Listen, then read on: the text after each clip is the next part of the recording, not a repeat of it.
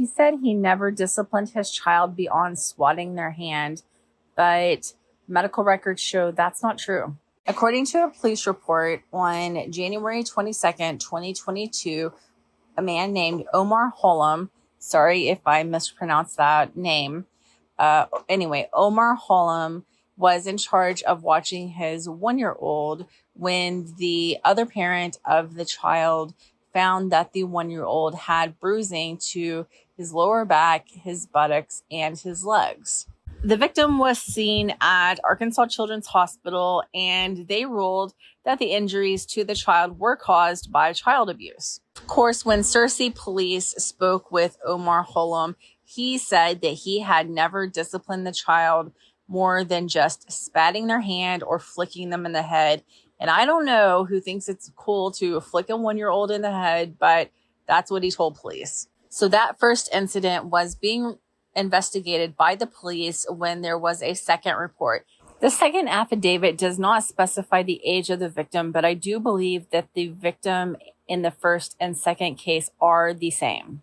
On February 17th, 2022, an Arkansas State Police investigator was called to the Unity Health Emergency Room for suspected child abuse.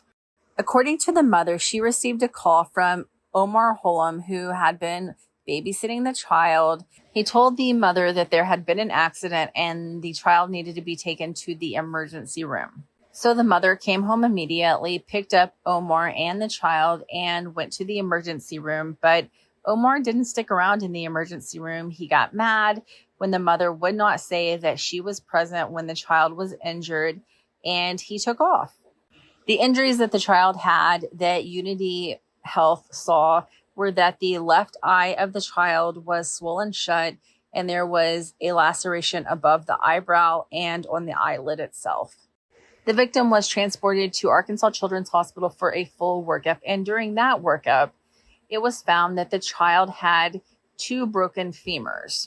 And just a little biology refresher, the femur is actually the biggest bone in the human body, as well as the strongest bone in the human body. So I imagine it'd take quite a bit of force to break even the femur of a small child.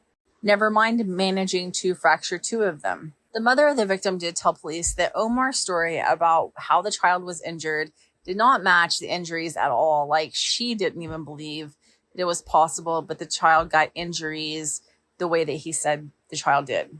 The police then received screenshots between the mother and Omar Hulum, where Omar told the mother that he had an accident and that is how the child became injured.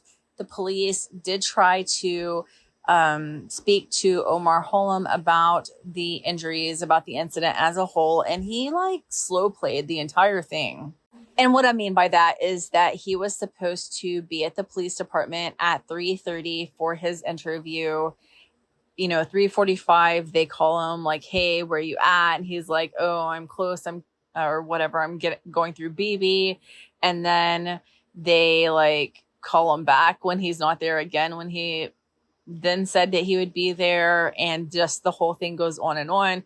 Finally, they're able to get a hold of him again, and he's like, oh, I just got out of the shower and I'm warming up my ramen. He did finally show up for his interview with police, but he didn't tell them anything. He just immediately lawyered up. And why even go to the effort of going to the police department if that's what you're going to do, right? Wouldn't you just say, hey, just contact my attorney? But I digress. So Omar Hulum was first arrested and charged with the second injury, the eye injury. He was charged with first-degree battery in a child younger than the age of 4. It is a Y felony. He was then charged with the first incident, the buttocks. For that incident, he was charged with a second-degree battery. This case is still ongoing. Omar Hulum has court next week on September 5th. I will update whenever there's more information available in this case.